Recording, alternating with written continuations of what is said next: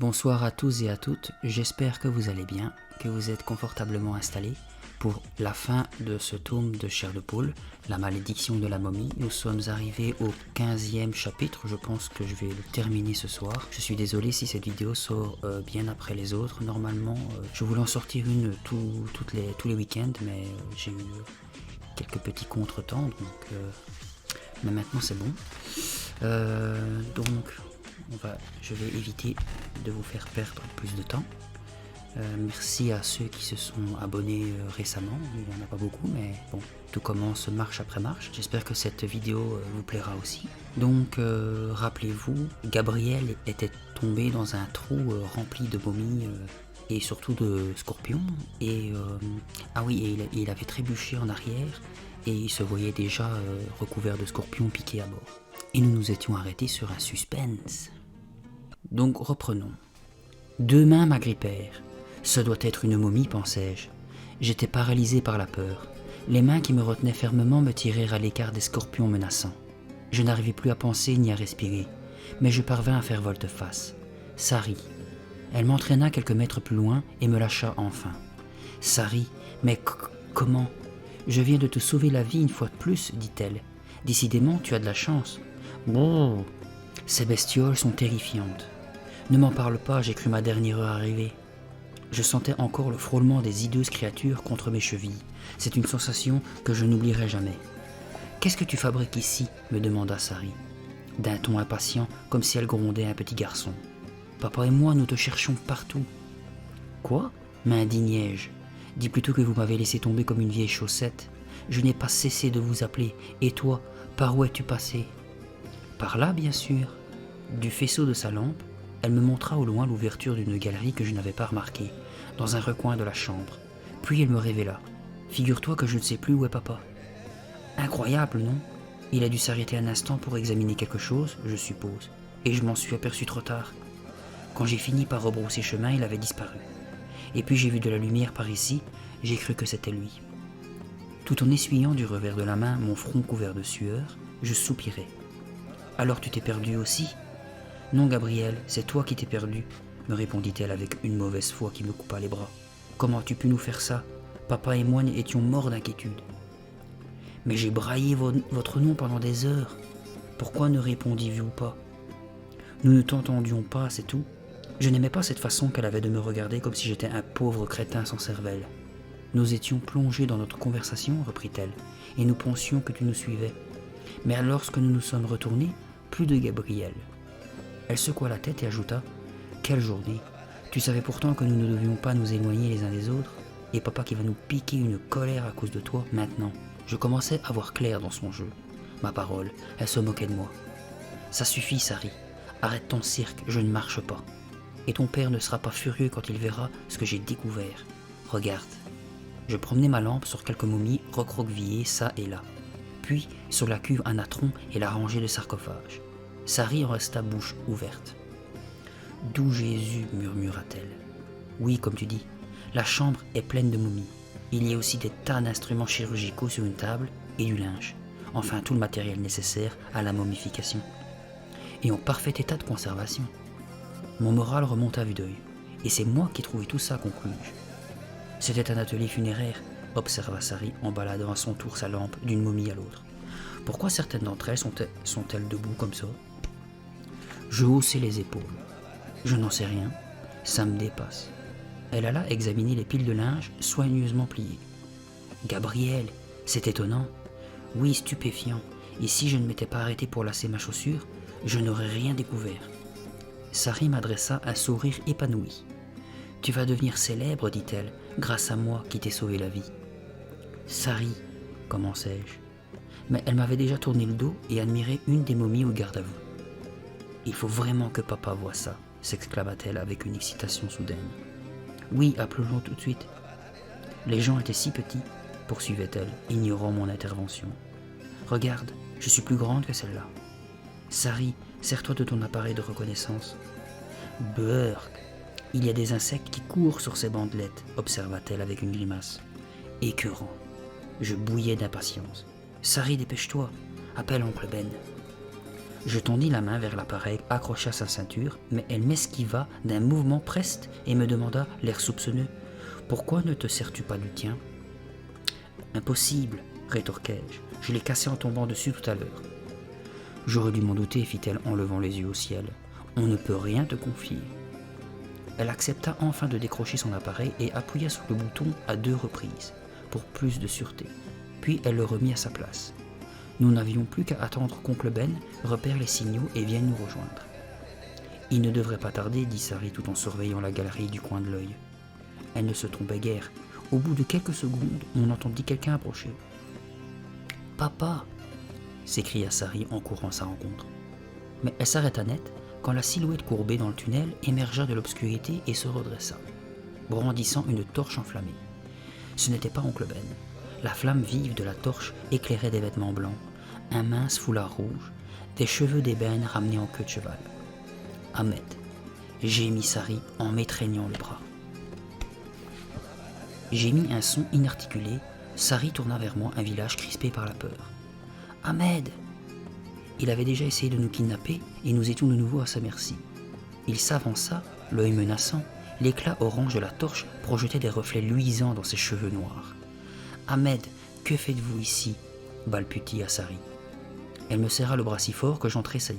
« Ce serait à moi de vous poser cette question, » répondit-il d'une voix glaciale. Levant bien haut sa torche, il inspecta la chambre autour de lui comme pour bien s'assurer que nous n'avions touché à rien.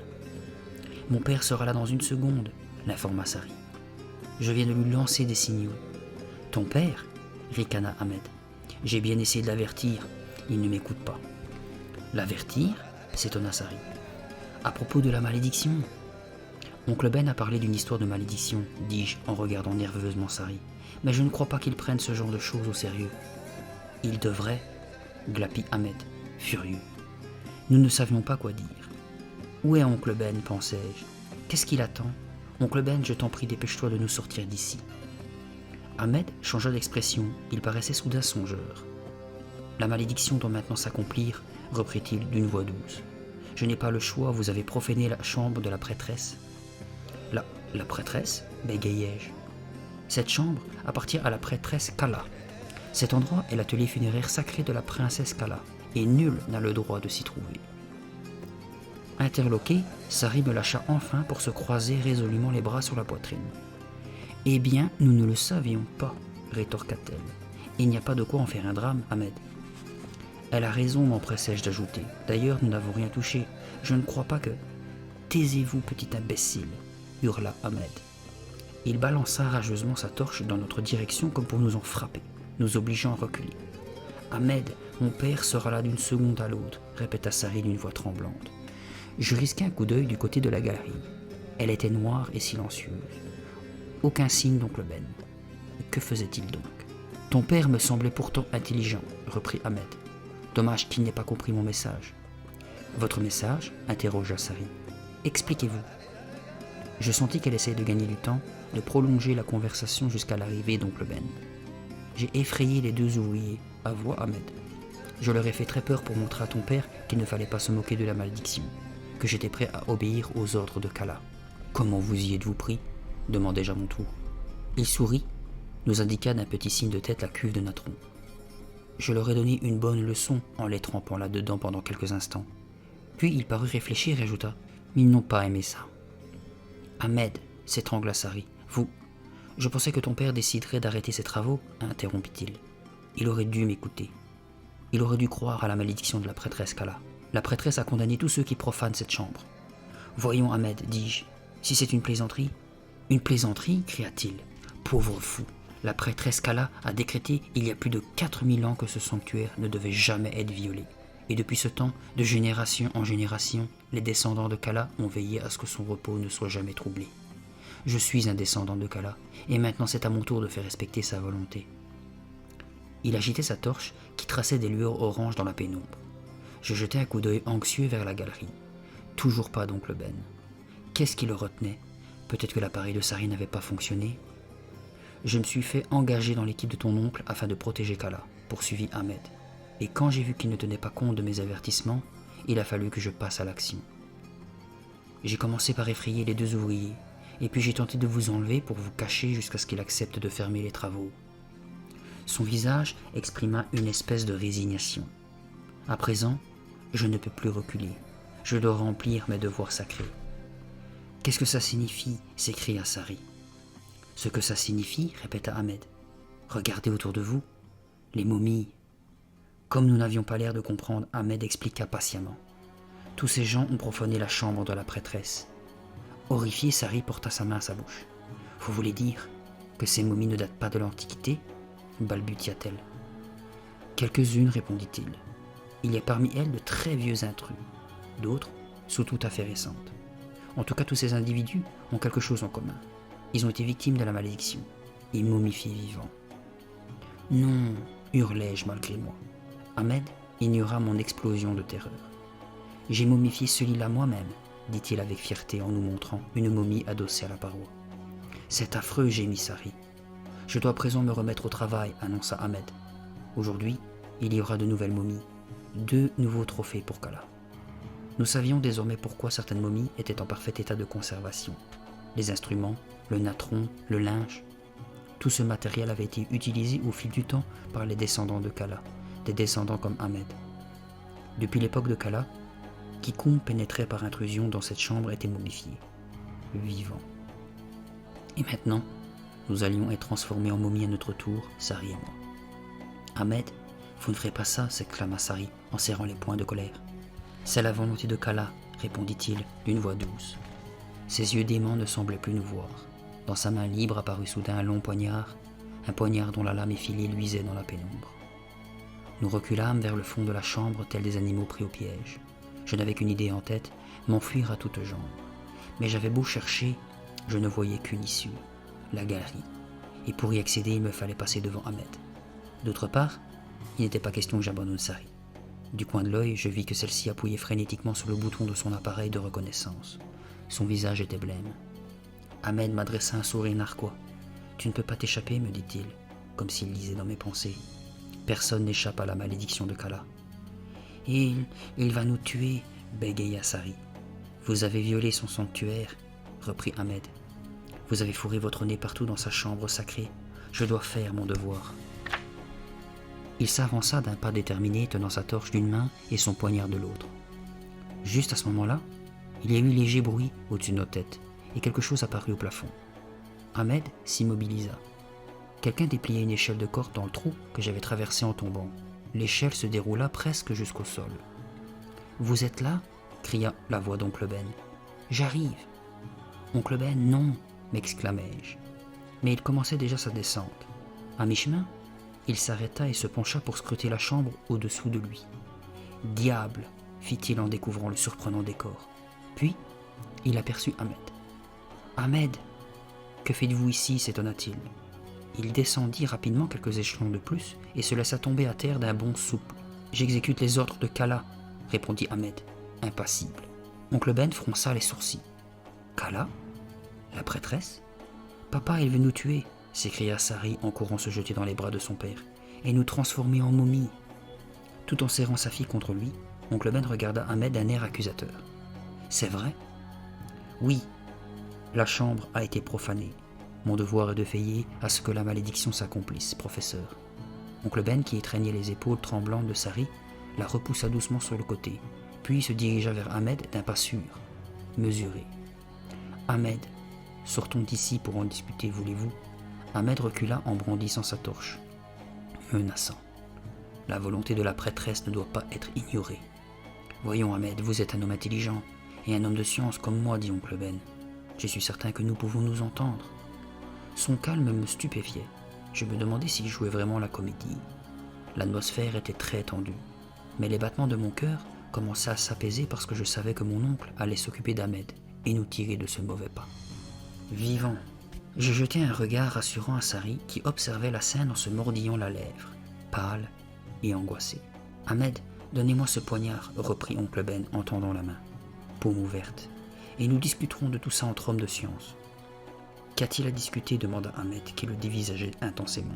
La volonté de Kala doit s'accomplir comme elle le fait depuis 4000 ans. Je n'ai rien d'autre à dire. Oncle Ben soutint son regard et avança encore d'un pas. Ahmed, La malédiction remonte à la nuit des temps. Kala a obtenu ce qu'elle voulait pendant des siècles. Nous devrions peut-être la prier d'oublier et la laisser reposer en paix. Donnez-moi votre arme, je vous en prie. Tout va s'arranger, pensai-je, en poussant un long soupir de soulagement. Nous allons enfin sortir d'ici. C'est alors qu'Ahmed passa à l'action avec une rapidité stupéfiante. Sans un signe, sans un mot d'avertissement, il lâcha son poignard, agrippa sa torche des deux mains et en asséna un coup violent sur la tête d'oncle Ben. Il avait frappé de toutes ses forces. Oncle Ben gémit, porta la main à sa tempe. Son visage exprimait la surprise, la douleur. La torche ne l'avait pas brûlé mais assommé. Il glissa sur les genoux, puis ses yeux se fermèrent et il s'affala mollement à terre. Ahmed se pencha sur lui pour l'examiner un instant. Quand il se redressa, il avait le regard triomphant, et je sus que nous étions perdus. « Papa !» Sari se précipita vers son père et s'agenouilla près de lui. Mais Ahmed, vif comme l'éclair, ramassa le poignard et l'obligea à battre en retraite en le pointant sur elle. Un mince filet de sang coulait sur le visage d'oncle Ben. Il gémit mais ne bougea pas. En regardant les momies éparpillées autour de moi, je songeais avec effroi que nous ferions bientôt partie de leur ensemble macabre. L'idée m'effleura de sauter sur Ahmed, de le renverser et de lui arracher sa torche. Si je réussissais à l'assommer à mon tour, nous serions libres et nous pourrions nous enfuir et aller prévenir la police. Mais la vue de son poignard, dont la lame luisait comme un avertissement, me fit tenir tranquille. Je ne me sentais pas de taille à maîtriser un homme armé d'un poignard et d'une torche. C'était une idée insensée. Toute la situation était insensée et terrifiante. J'eus soudain envie de vomir. Mon estomac se noua, une vague de nausée me submergea. « Laissez-nous partir, tout de suite !» cria Sari. À ma surprise, Ahmed réagit en lançant la torche derrière lui, au fond de la chambre. Elle atterrit au milieu de la cuve de natron avec un bruit mou. La surface du natron s'enflamma aussitôt. Les flammes oranges dansaient vers le plafond sous nos yeux stupéfaits. La surface du natron commença à se crever de bulles. « Il faut attendre qu'il soit bien bouillant », expliqua calmement Ahmed. Le feu projetait des ombres mouvantes sur son visage et ses vêtements. La chambre s'emplit d'une épaisse fumée. Je me mis à tousser. Ahmed se baissa, glissa ses mains sous les aisselles d'oncle Ben. Il s'éloigna à reculons, le traînant sur le sol. « Ne le touchez pas !» hurla Sari en se ruant sur lui. Je la retins juste à temps d'une poigne ferme. Nous n'étions pas assez forts pour affronter Ahmed. Il avait déjà assommé un homme aussi robuste qu'oncle Ben. Il pouvait nous réduire en miettes. Du reste, que comptait-il faire maintenant? Il ne m'a fallu pas longtemps pour le découvrir. Avec une force surprenante, il traîna oncle Ben jusqu'à un des sarcophages ouverts, alignés contre un mur. Puis il le souleva, le cala un instant sur le rebord du cercueil de pierre et le fit basculer à l'intérieur. Il referma ensuite le couvercle sur mon oncle, inconscient, et se tourna vers nous. Il nous montrait un énorme sarcophage jugé sur un piédestal, juste à côté de celui d'oncle Ben. Il était presque aussi haut que moi, et mesurait au moins 3 mètres de long. Sans doute avait-il été conçu pour enfermer une momie et toutes ses possessions. « Laissez-nous partir !» supplia Sari. « Nous ne dirons rien à personne, je vous le jure. »« Entrez là-dedans, s'il vous plaît, » répéta Ahmed. « Vous y attendrez que le natron soit prêt. Ne m'obligez pas à venir vous chercher. Obéissez. »« Non !» criai-je. J'avais si peur que je tremblais comme une feuille. Je jetai un regard sur Sari. Elle croisait les bras sur sa poitrine d'un air de défi. Mais en dépit de cette posture courageuse, je vis qu'elle tremblait elle aussi et que ses yeux étaient remplis de larmes. « Obéissez !» répéta Ahmed. « Kala n'attend pas. La malédiction doit s'accomplir. »« Non !» criai-je de nouveau. Avec un soupir excédé, Ahmed nous montra son poignard comme pour nous rappeler qu'il détenait le pouvoir. Je m'approchai du sarcophage à contre-cœur. Je dus me hausser sur la pointe des pieds pour regarder dedans. Une odeur écœurante me saisit à la gorge. Ce sarcophage était en bois. Des copeaux pendouillaient sur ses parois intérieures, tachées de moisissures. Je distinguai dans la pénombre des tas d'insectes qui rampaient çà et là. « Allons-y !» ordonna Ahmed. « Tout de suite !» Sari se hissa sur le rebord du vieux sarcophage et disparut à l'intérieur. Elle avait toujours été la première en tout, mais cette fois-ci, je ne lui en voulais pas. J'hésitais, la main posée sur le bois vermoulu. Je regardais le sarcophage voisin dans lequel gisait oncle Ben. Son lourd couvercle de pierre sculptée le fermait hermétiquement. Oncle Ben avait-il de l'air là-dedans ? Me demandai-je avec angoisse. Pouvait-il respirer ? Puis, Je songeais amèrement que cela ne faisait aucune différence. Bientôt nous serions morts tous les trois, transformés en momies, à jamais oubliés dans cette chambre secrète. « Qu'est-ce que tu attends ?» aboya Ahmed en me fusillant du regard. Je ne suis qu'un enfant, protestai-je. Je ne savais même plus ce que je disais. Un sourire déplaisant déforma le visage d'Ahmed. « Beaucoup de pharaons sont morts à ton âge, déclara-t-il. J'aurais voulu qu'il continue à parler. J'avais encore l'espoir que quelque chose finirait par nous sortir de ce pétrin. Mais j'eus beau me creuser la cervelle, je ne trouvais rien à dire pour prolonger la conversation. Ahmed s'avança, menaçant. « Tu vas te décider ?» Totalement vaincu, j'enjambai le cercueil de bois, me soulevai et me laissai tomber à côté de Sari.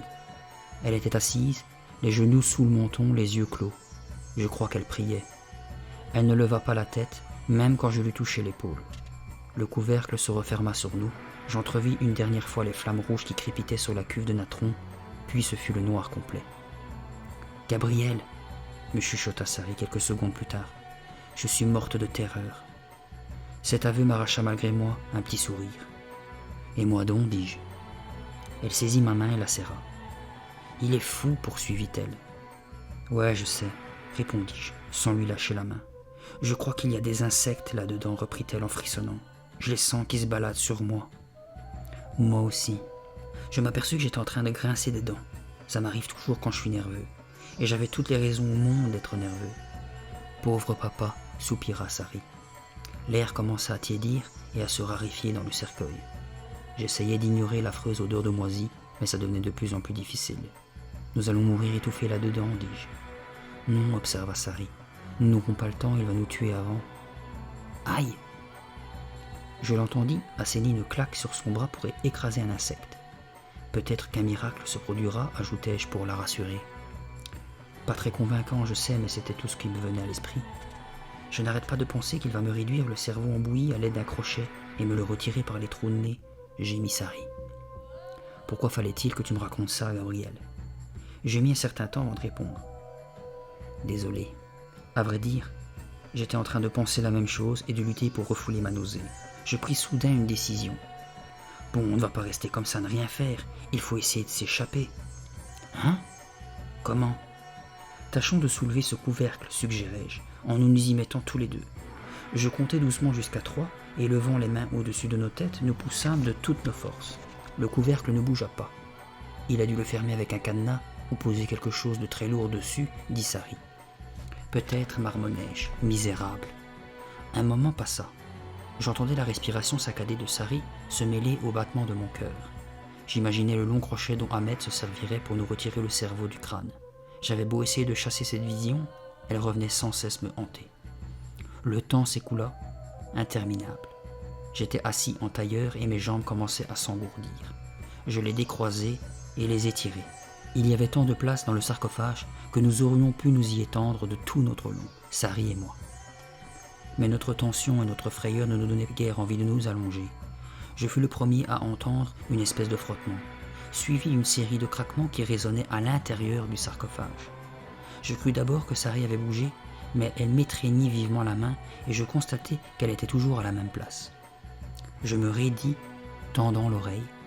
Il y eut un choc sourd contre la paroi, non loin de moi. Une momie? Il y avait-il une momie enfermée avec nous? Qui bougeait? J'entendis un gémissement. Sari me serra la main avec une telle force qu'un petit cri de douleur m'échappa. Un autre choc, plus proche encore. « Gabriel !»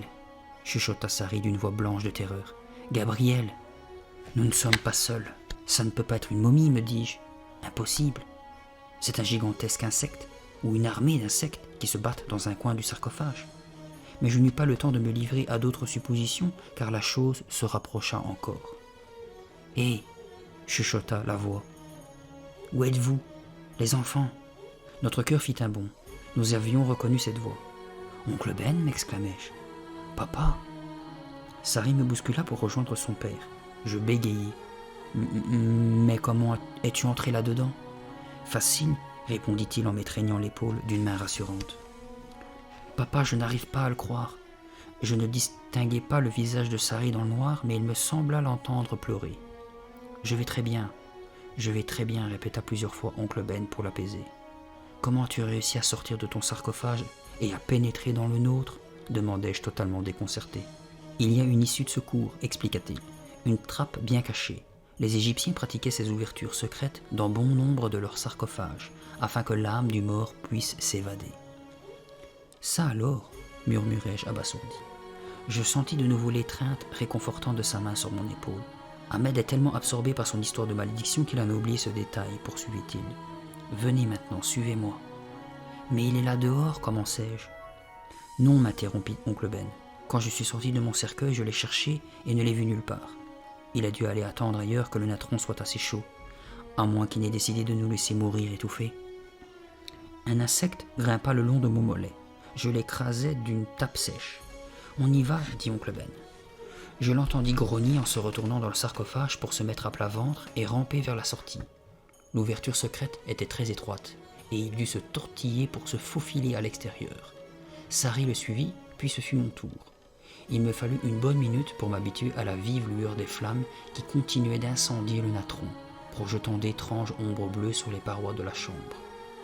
Lorsque mes yeux y virent plus clair, je découvris qu'oncle Ben avait une grosse bosse sur la tempe. Un filet de sang coagulé lui barrait la joue. « Dépêchons-nous de décamper avant qu'Ahmed ne revienne », chuchota-t-il. Sari était pâle et tremblante. Sa lèvre inférieure commençait à gonfler à force d'avoir été mordillée. Oncle Ben se dirigea vers l'échelle de corde qui pendait au centre de la chambre, puis s'arrêta. « Non, ça prendrait trop de temps. Venez, tous à la galerie, vite !» Je l'ai suivi le cœur battant. Nous allions enfin sortir de ce cauchemar. Quelques instants plus tôt, j'avais abandonné tout espoir, et maintenant, nous étions en route vers la liberté. Mais au moment où nous nous engouffrions dans l'entrée de la galerie, celle-ci s'illumina soudain d'un éclat orange. « Non !» gémit Sari. Ahmed émergea de l'ombre et se dressa devant nous, armé d'une nouvelle torche. Le poignard glissé sous sa ceinture, ses yeux s'agrandirent d'incrédulité. « Vous ne pouvez pas vous enfuir !» s'écria-t-il. « Non, vous ne m'échapperez pas !» Il retrouva vite son sang-froid. Sa surprise céda la place à la colère. Pointant sa torche sur la poitrine d'oncle Ben, le touchant presque, il l'obligea à reculer d'un bond. Oncle Ben trébucha et tomba lourdement sur le dos en poussant un cri de douleur. Ce cri fit naître un sourire cruel sur les lèvres d'Ahmed. « Vous avez provoqué la colère de Kala, reprit-il en portant la main à son poignard. Vous n'êtes pas digne de rejoindre les autres profanateurs de cette chambre. » Ouf, je poussai un soupir de soulagement. Ahmed avait changé d'avis. Il n'allait pas nous transformer en momies en fin de compte. Toutefois, Kala exige que vous mouriez tous les trois dans le natron bouillant, acheva-t-il. Sari me jeta un regard horrifié. Oncle Ben, qui s'était remis debout, nous entoura tous deux de ses bras protecteurs. « Voyons, Ahmed, ne pourrions-nous parler de tout cela calmement et raisonnablement ?» demanda-t-il. « Dirigez-vous vers la cuve de natron, » ordonna Ahmed. « Ahmed, je vous en conjure, » s'écria oncle Ben d'un ton suppliant que je ne lui connaissais pas. Mais Ahmed l'ignora. Nous menaçant de sa torche et de son poignard, il nous obligea à nous approcher du bord de la cuve. Devant nous, la nappe de natron bouillonnait avec bruit à présent. De grosses cloques crevaient à sa surface, en sifflant sous le frémissement des flammes. L'odeur était suffocante. Les vapeurs me brûlaient le visage.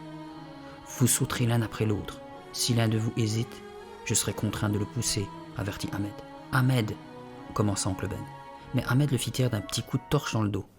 Oncle Ben blêmit et serra les dents. « La tradition est descendue jusqu'à moi, » annonça Ahmed d'un ton solennel. « J'ai l'honneur d'être l'interprète de Kala. Je dois transmettre ses désirs et veiller à ce qu'on lui obéisse. » Les vapeurs de natron me montaient à la tête au point de m'étourdir. J'eus l'impression que j'allais tourner de l'œil. La cuve se mit à danser devant mes yeux. Tout en m'efforçant de garder l'équilibre, j'enfonçai machinalement mes mains dans mes poches. Et l'une d'elles se referma sur quelque chose que j'avais oublié. Mon talisman. La petite main de momie que j'emportais partout avec moi. Je la sortis de ma poche sans trop savoir pourquoi. Me retournant sans crier gare, je la brandis sous les yeux d'Ahmed. J'ignore ce qui se passait dans ma tête. J'étais bien trop terrifié pour réfléchir. J'espérais peut-être détourner son attention, le surprendre, le déconcerter, ou même l'effrayer. Enfin gagner un peu de temps. Ou alors je me rappelais inconsciemment la légende que le gamin de la brocante m'avait racontée. La légende disait qu'autrefois, on utilisait cette main de momie pour invoquer les mauvais esprits et les appeler au secours. Quoi qu'il en soit, je la pointai sur Ahmed en la tenant par le poignet. Il fronça les sourcils. J'attendais sa réaction. Le bras dressé presque à la verticale, levant bien haut la petite main, je devais ressembler à la statue de la liberté. Mon attente me parut durer une éternité. Je sentais les regards d'oncle Ben et Sari peser sur moi.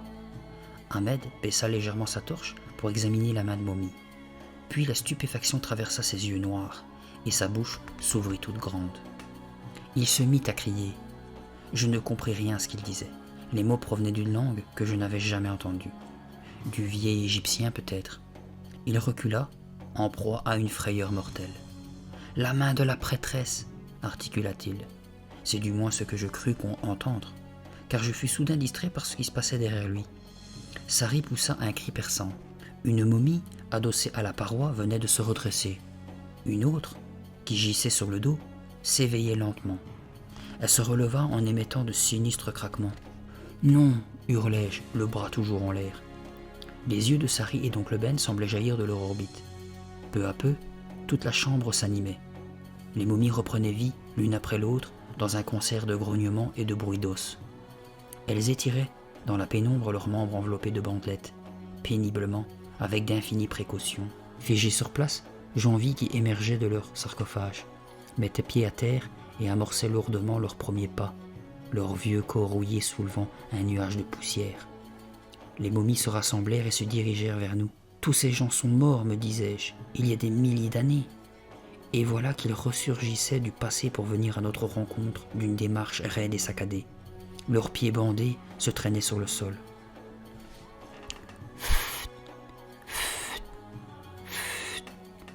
Un son que je n'oublierai jamais. L'armée sans visage approchait, geignant et grognant. Les bras cadavériques se tendaient comme pour s'emparer de nous. Alerté par notre expression de stupeur, Ahmed se retourna brusquement. Il hurla de nouveau quelque chose dans son curieux langage en voyant les momies s'acheminer vers lui. Puis, saisi de fureur, il lança sa torche enflammée sur celle qui menait la marche. La torche frappa la momie en pleine poitrine. Le feu prit instantanément, se propagea à ses bras et à ses jambes. Mais la momie continua d'avancer comme si elle ne se souciait guère des flammes qui la consumaient. Affolé, balbutiant un flot de paroles sans suite, Ahmed tenta de se sauver en courant. Trop tard, la momie se jeta sur lui, le renversa à terre. Ahmed se débattait en poussant des cris stridents. D'autres momies arrivèrent à la rescousse, s'emparèrent de lui et le soulevèrent au-dessus de la cuve de natron bouillonnant. Ahmed se tordait dans tous les sens en donnant des coups de pied, sans cesser de crier. Je fermai les yeux pour échapper à ce spectacle, aux vapeurs du natron, à la chaleur intense. Quand je les rouvris, je vis Ahmed s'enfuir vers le tunnel à toutes jambes. Il titubait aveuglément, fou de terreur. Les momies restées près de la cuve de natron savouraient leur victoire. Me rendant compte que je brandissais toujours la main de momie au-dessus de ma tête, je finis par baisser le bras et me tournai vers Sari et oncle Ben. Leur visage exprimait un total désarroi et un énorme soulagement. « Les momies, bégayai-je. Regarde, me dit Sari en montrant quelque chose du doigt. Je suivis la direction indiquée. Les momies avaient toutes repris leur place. Certaines étaient adossées à la paroi, d'autres couchées sur le dos, d'autres recroquevillées dans d'étranges positions, exactement comme nous les avions trouvées en pénétrant dans cette chambre. « Hein » m'exclamai-je. Avait-elle vraiment bougé ? Avait-elle repris vie et marché vers nous un instant plus tôt, ou étais-je le jouet de mon imagination ? Non, je n'imaginais rien du tout. Ahmed avait disparu pour de bon. Nous étions libres. Tout va bien, Dieu merci, déclara oncle Ben en nous serrant contre lui. Nous voilà sains et saufs. Gabriel, tu nous as sauvé la vie, ajouta Sari. Les mots passaient peut-être avec difficulté, mais elle les prononça quand même. Au moment de nous diriger vers la sortie, oncle Ben posa son regard sur le petit objet que j'étreignais toujours. Merci pour le coup de main, dit-il. Oncle Ben nous régala d'un copieux dîner dans un restaurant du Caire. Nous avions du mal à finir notre repas, car nous parlions tous en même temps avec excitation, revivant notre aventure et essayant de lui donner un sens. J'avais posé mon talisman bien en vue sur la table. Mon oncle le saisit pour l'examiner de plus près. Il secoua la tête et me sourit. « Quel piètre savant je fais !» soupira-t-il. « Je ne me doutais pas que cette main de momie était tellement spéciale. Je pensais qu'il s'agissait d'une reproduction, une espèce de jouet. » Puis, il reprit son sérieux et ajouta. « Il faudra la traiter avec respect. C'est peut-être une grande découverte. » « Pour moi, c'est avant tout un porte-bonheur, dis-je, en la lui reprenant. Ça, on ne le répétera jamais assez, renchérit Sari avec conviction. Sans elle, nous ne serions pas là en ce moment. Je trouvais ça très gentil de sa part. De retour à l'hôtel, je me surpris moi-même en m'endormant comme une masse. Je croyais rester debout toute la nuit à agiter 1000 pensées. Mais l'excitation des événements de la journée m'avait épuisé. Le lendemain matin, oncle Ben nous fit monter le petit déjeuner dans la chambre. Je commandai des œufs brouillés et un bol de cornflakes. Tout en mangeant, je jouais avec la petite main de Mommy. Nous étions tous les trois détendus et heureux, plaisantant, nous taquinant et riant comme des fous. Ma dernière bouchée de cornflakes avalée, je soulevai la main de Mommy en direction du plafond et me mis à chantonner d'une voix profonde. « Ô talisman, j'appelle les mauvais esprits, venez à nous, je vous en prie, manifestez-vous de nouveau. »« Arrête, Gabriel !» s'écria Sari devenue pâle. Elle tenta de m'enlever la main, mais j'esquivai son geste. « Tu n'es pas drôle, tu sais, dit-elle, tu ne devrais pas t'amuser avec ça. »« Aurais-tu la trouille ?» lui demandai-je d'un air moqueur. Elle me paraissait vraiment mal à l'aise, ce qui ne donnait que plus de sel à ma petite farce. Je recommençai avec jubilation. « Ô talisman, j'appelle les esprits des morts, venez à moi, venez vite. » Soudain, des coups sourds retentirent à la porte. Un cri étouffé nous échappa à tous les trois. Oncle Ben renversa son verre de jus de fruits sur la table. Sari me jeta un regard affolé. Une autre série de coups, des frottements, une agitation bizarre. J'étais resté paralysé, le bras en l'air. La porte s'ouvrit lentement. 2 silhouettes émergèrent de la pénombre du couloir. « Maman !» m'exclamai-je. « Papa !» Je parie qu'ils furent surpris de découvrir à quel point j'étais ravi de les revoir. Fin. Et voilà, nous avons terminé le premier livre de Chair de Poule, La malédiction de la momie. Merci d'être resté avec moi pendant toute cette première aventure. J'espère que vous avez autant apprécié l'écouter que moi à vous la lire. Je pense que ce premier livre aura été un bon test pour moi à apprendre les bases de ce que je voulais. Je pense que je vais rester sur cette façon de faire. Si cette vidéo vous a plu, n'hésitez pas à la partager à d'autres pour que la chaîne grandisse encore de plus en plus, petit à petit. N'hésitez pas à mettre le pouce bleu et surtout le commentaire pour m'aider à m'améliorer si jamais vous avez des idées que moi je n'ai pas pu avoir. J'espère que certains d'entre vous ne sont pas allergiques aux abeilles car la prochaine histoire parlera bien d'elles. En attendant, je vous dis bonne nuit, reposez-vous bien et à la prochaine.